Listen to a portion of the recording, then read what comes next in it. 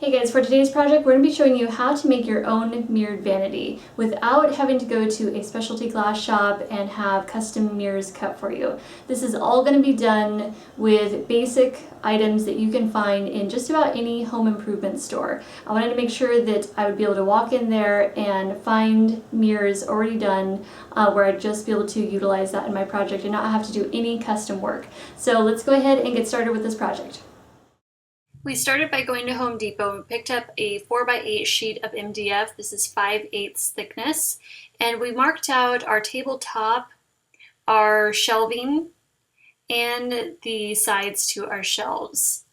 Next, Michael went to work cutting out all the pieces. We started with building the cubicles first, or the shelving. We used a combination of wood glue to help kind of just hold the pieces together as Michael was getting ready to nail them in. He nailed them in, starting with the bottom, and then repeated on the other side. And right now we're nailing in the sides. So these are the sides of our shelving, that's the bottom. And then he went to work kind of adjusting the next two shelves and just making sure that they were at the right level and making sure that they were even.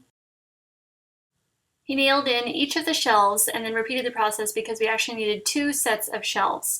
The next step was to go about placing the drawers, and so we needed a bottom part for the middle drawer to sit on. So Michael measured and cut out this piece of MDF to span between our shelving units. Underneath you can see the strip of MDF that's nailed into the side, and then the top is nailed into that. Michael sanded the edges just to make sure there was no rough edges.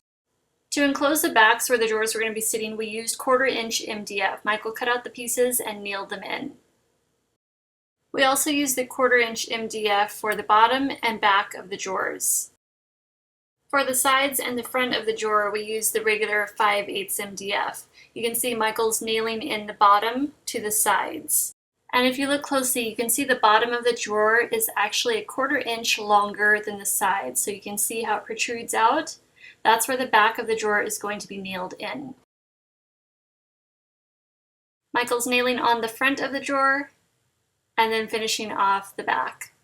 So both the front and the back get nailed directly into the sides. Let's see if it fits. Perfect. There's a lot of different ways you can make a drawer, but we tried to keep it as simple as possible for the tools that we had. So for the bottom sliders, we just used 2 strips of MDF. Michael used wood glue to attach them. We used masking tape to help secure the drawer sliders while the wood glue was drying. And then we repeated the process. We still had 2 more drawers to go. So from the 1/4" MDF, he cut out the back and the bottom for the drawers, and then from the 5/8 MDF, he cut out the front and the sides. The bottom of the drawer gets nailed into the sides, and the back of the drawer gets nailed into the sides. And then, of course, applying the wood glue for the sliding rails, and then the front, Michael places it on and nails it in. Here's the top that Michael cut out earlier. We're just checking the drawers, checking the overhang, making sure we like how everything's working before we drill in. Michael drilled the holes for the drawer holes, and now he's going to be drilling the top into the sides of the cubicles down below. We used a total of 8 screws to drill our tabletop into our shelves below, making sure to drill into the sides of our shelving. It was finally time for priming and painting, so I went to work priming everything, everywhere that was going to be painted or seen. And then also I had this piece of molding that was going to be a decorative piece on the very front that I needed to prime.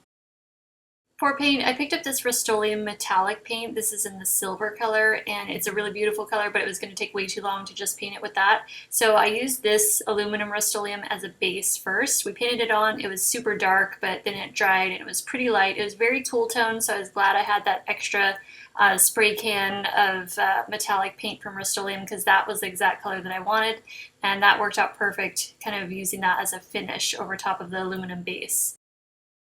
Here's that Rust-Oleum metallic silver in the sunlight. It's such a gorgeous color, but it's very cool tone, so I wanted to kind of give it an antique look. I used this Martha Stewart Living metallic paint. This is in vintage gold.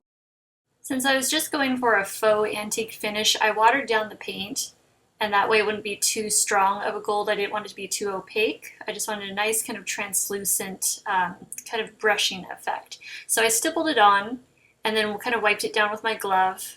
And then I took a rag and wiped it further so it would give kind of just a sort of a streaked look. And I just kind of focused around the edges just to kind of bring out some of that detailing around the edges and corners.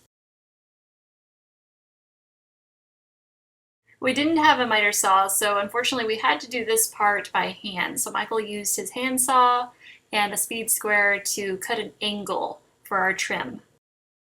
For attaching the trim, you could just use wood glue. That would be a nice, easy way to do it. We ended up nailing it in, and there was a few divots that we ended up having to fill with caulking. Now it was finally time to prep the tabletop for the mirror, so I swept off any sawdust that was left over. Michael applied the mirror mastic, just kind of around the middle a little, along the edges, really getting the corners, but not too close to the edges or the corners because you don't want that oozing out when you go to place the mirror on there. Then Michael used a paint stir stick to smooth out any of the globs of glue just so the mirror would have a nice flat surface to set. We placed the mirror on the tabletop and gently pressed it in throughout the middle, around the edges. I got this mirror at Lowe's. It's just a basic full-length beveled edged mirror. I picked up these two smaller crystal drawer pulls from Habitat for Humanity's The Restore. They were only $2, but I needed a third one, so I had to get this big one at Lowe's. I used the big one for the middle drawer, and that worked out perfect because the two little ones went on the side drawers. Here's my shelving before I put the mirrors on there.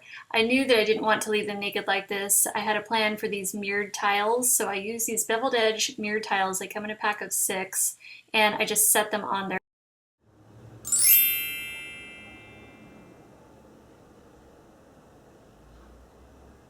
I'm not going to show you like how I have my makeup organized because there is nothing in here yet. I haven't moved in quite yet. I did set up some of my nail polish, and that's all for now. And of course my little glass tier shelves on top.